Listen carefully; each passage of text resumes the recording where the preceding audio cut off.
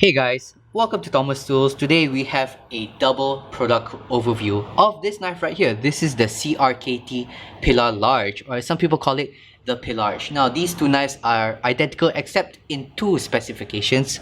We have here the handle material. On this one we have both handle materials in stainless steel, and on this one we have half of it in G10 and then the half of it in stainless steel.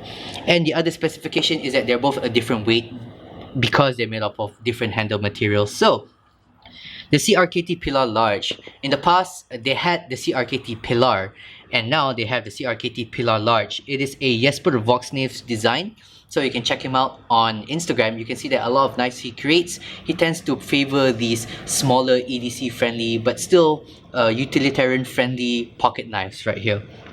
So what's the difference between the regular Pilar and the Pilar Large? Number one, the Pilar Large is slightly larger than the original Pilar, and it also has a flipper tab right here. So let's get into the specifications. We have here on both of these a 4-inch handle with a 2.625-inch blade with a blade thickness of 0.15 inches. It is a sheep's foot satin finish flat grind, tall flat grind in 8CR13 MOV. And on this one, the full stainless steel version, we have it at 4.2 ounces, and in the half G10 half stainless steel version, we have it at 3.52 ounces. So let's get into this knife.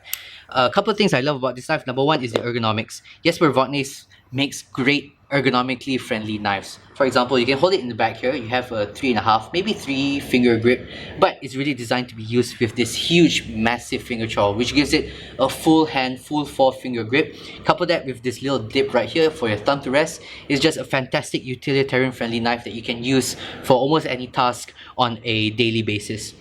Couple that with a pretty aggressive flat grind, even though it's a bit of a thicker blade, but this high flat grind means that it comes to a pretty thin edge that you can use for good amounts of cutting.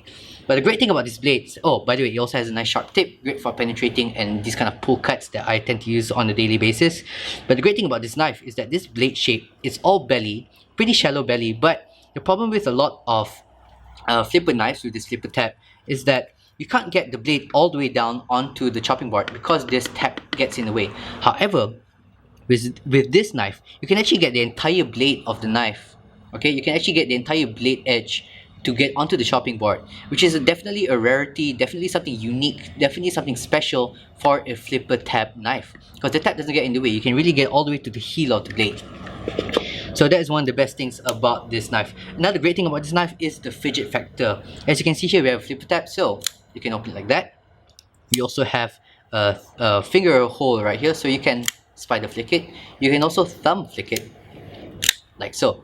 So this knife, I've been carrying this one around my pocket for some time.